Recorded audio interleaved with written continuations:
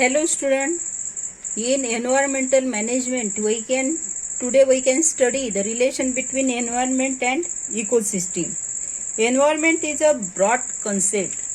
We know that environment, it is a broad concept. It is one of broad concept. Physical, chemical and biological factors affecting the living organism in any possible way is collectively called environment. In short, environment is a condition in surrounding. It includes many biotic, abiotic and natural artificial factors. But out of these, two main types of environment. Two main types of environment that are, first one is man-made जे म्हणतो आपण ते झालं, त्यालाच आपण काय म्हणतो, artificial. Another word is artificial and second one is natural. We know that की एन्व्हायरमेंट जे आहे एक तर ते नॅचरल राहील किंवा आर्टिफिशियल राहील. आर्टिफिशियललाच आपण दुसरा वर्ड काय म्हणतो, मॅनमेड म्हणतो. Natural environment that can be consist of air, atmosphere, water, land, living organism and etc. There is a continuous interaction between biotic as well as abiotic factor and their interaction is very important. Artificial environment is also affecting the natural environment directly or indirectly. Basically, environment consists of two factors, biotic and abiotic. The science that deals with the study of interaction between biotic and abiotic factor of an environment, it is called as ecology. Basic functional unit used to study the ecology is ecosystem, meaning that environment consists of many ecosystems. We have studied some ecosystem in earlier classes, that is in 9th standard. A small pond is an ecosystem, whereas the earth is a large ecosystem. In brief, biotic and abiotic factor occupying a definite geographical area and their interaction collectively constitute the ecosystem. म्हणजेच आपल्याला काय म्हणावं लागेल की environmental balance जे आहे ते maintain कसं झालेलं आहे. जे नॅचरल सायकल जे असतात, जसं water cycle, carbon cycle, nitrogen cycle, oxygen cycle, हे जे आहे हे याला नावच काय दिलेलं आहे, याला नाव दिलेलं आहे सायकल. सायकल म्हणजे जसं सायकलचं चाक असते, फिरून परत कुठे येतो आपण, त्याच जागेवर. इथून निघालो कोणत्याही दिशेने, क्लॉकवाईज फिरा, अँटी क्लॉकवाईज फिरा, तरी पण इथून निघाल्यावर पोहोचणार कुठे, तिथेच. म्हणून मग हे जे सायकल आहे हे सगळं मिळून तिथे काय होऊन राहिलेलं आहे, environmental balance. Environmental balance is also maintain due to various food chain of ecosystem. जी फूड चेन आपण पाहिलेली आहे त्याच्यामुळे काय होते, बॅलन्स करायला खूप असं भरघोस मदत होते. Human existence is totally impossible without the existence of nature.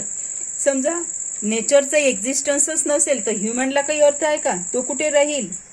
Hence it is basic responsibility of human being to preserve the nature without disturbing is balance. एक सोपा असा सरळ विचार आपण केला, जर निसर्गामध्ये काहीच शिल्लक राहिलं नाही तर आपलं एक्झिस्टन्स राहणार आहे का, नाही राहणार. म्हणून मग ही जंगलतोड जी वाढलेली आहे, जिथे शेती होती त्या शेतीचं सरळ काय पाडलेलं आहे, प्लॉट पाडलेले आहे.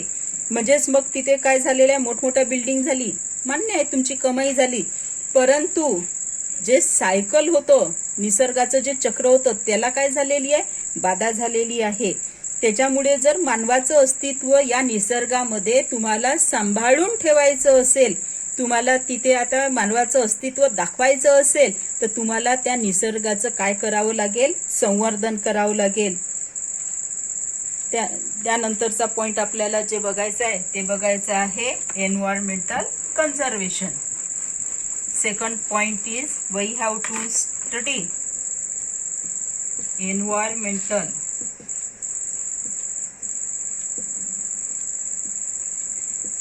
conservation. In environmental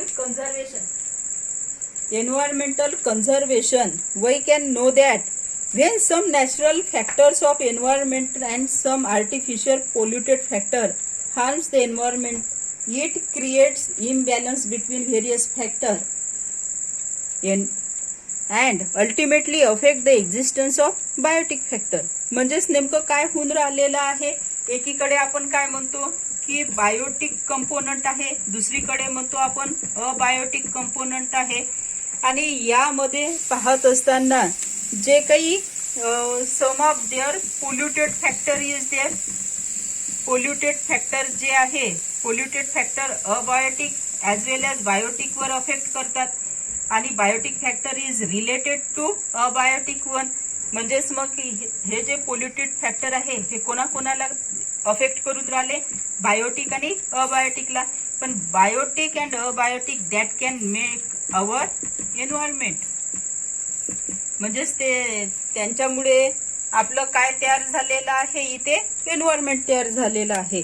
म्हणजेच या दोन्ही फॅक्टर्सचा जो काही पोल्युटेड आर्टिफिशियल असो की नॅचरल असो त्याचा अफेक्ट कशावर होऊन राहिलेला आहे, एन्व्हायरमेंटवर होऊन राहिलेला आहे.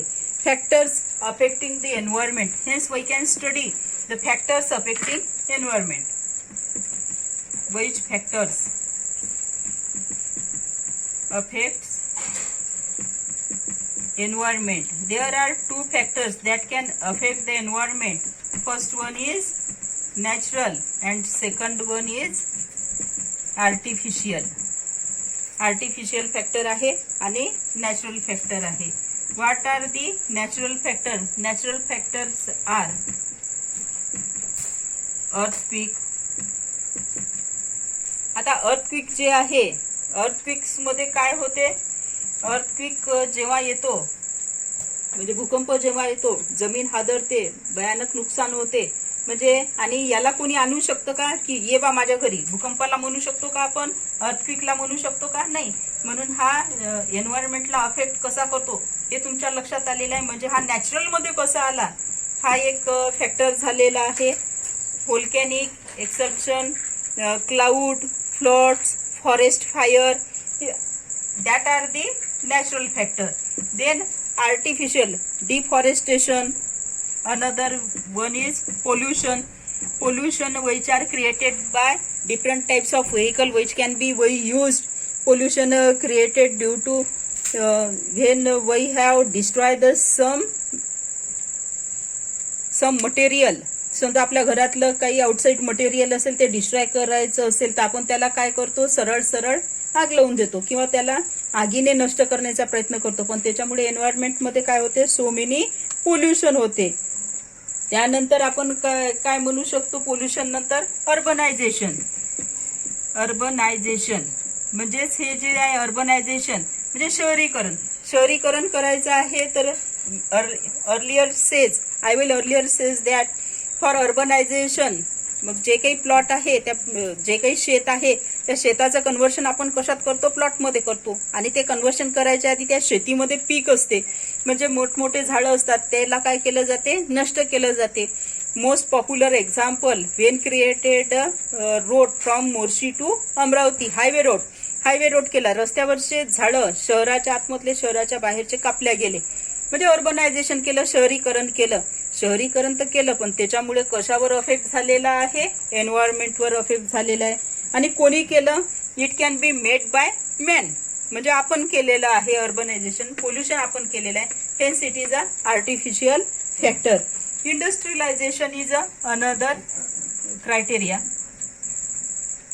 इंडस्ट्रियलायझेशन, फॉर इंडस्ट्रियलायझेशन, आता इथेच इंडस्ट्रीज आहे नांदगाव पेठला, त्यामधून सो मेनी पोल्युशन निघते. आपण अमरावतीला जाताना किंवा येताना पाहतो तर त्या धुरांड्यामधून किती मोठा धूर बाहेर पडतो. कुठे जात आहे तो, खूप मोठे धुरांडे हवेत जरी सोडले पण ती हवा इकडे तिकडे, हवा एका जागेवर राहत नाही, ती कशी राहते, फैलती राहते. इट कॅन बी फ्लो एव्हरीव्हेअर, कुठेही जाऊ शकते. हवेचा स्रोत जिथे असेल तिथे ती हवा येईल. म्हणजे all this three factor, artificial factor that can affect, which can be made by man, for their convenient that can affect the environment so much. म्हणजे एन्व्हायरमेंटला त्यांनी काय केलेलं आहे, जास्त प्रमाणात पोल्युटेट केलेलं आहे. At present, many environmental problems have been arisen due to effect of various natural as well as artificial factor on the earth. Environmental pollution, it is one of those main unacceptable change in the surrounding environment due to natural event or human activities that are called as environmental pollution. It may be direct or indirect.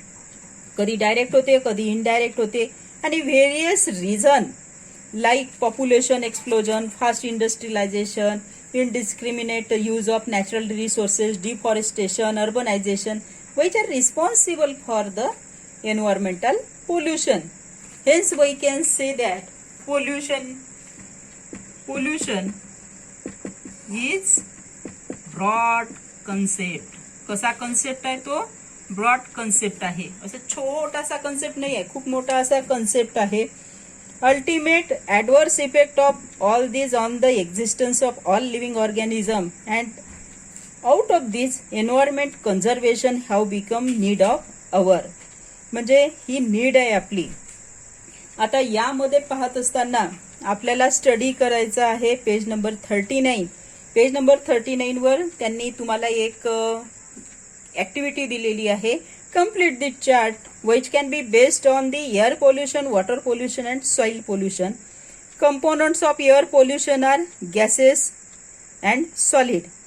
Component of water pollution, biotic component and abiotic component and organic component. In biotic component, algae, virus, bacteria are there. Abiotic are sand, soil, dust, and organic are pesticides.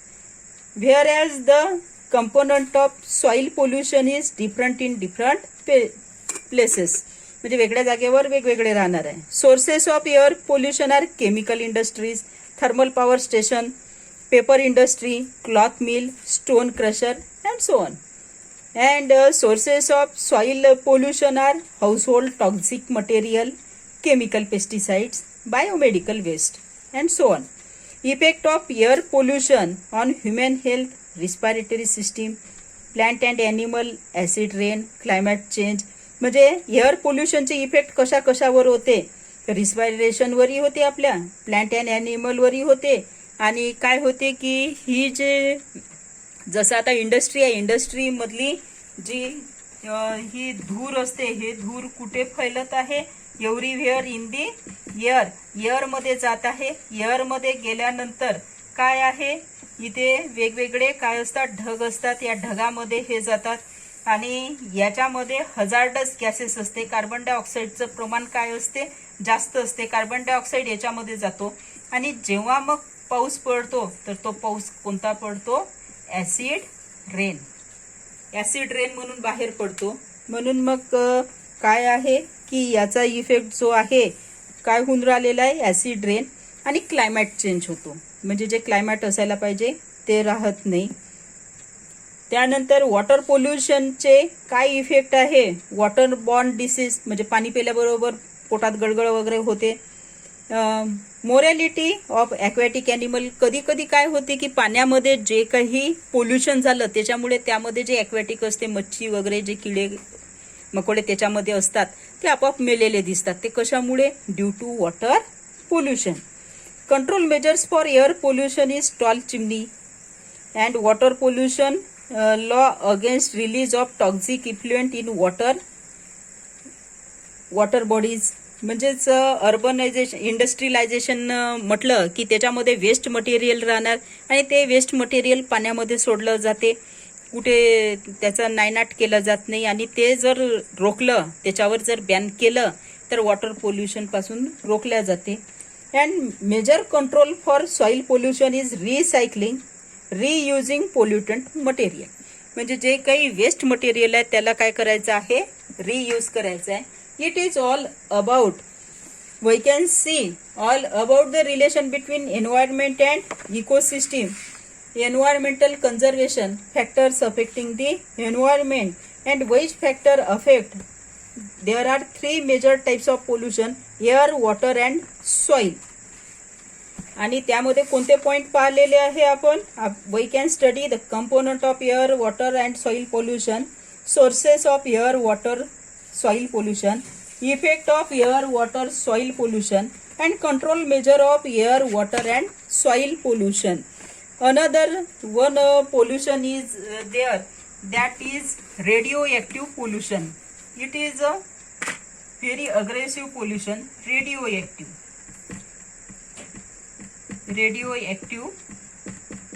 pollution. Radioactive pollution is occur due to two reasons, as natural and artificial: ultraviolet and IR radiation, UV and IR.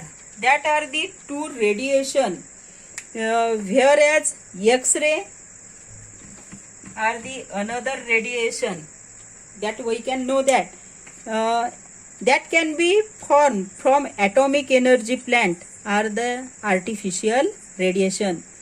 Carbomyl, wind scale and 3 miles island mishap are the major mishap in the world till present.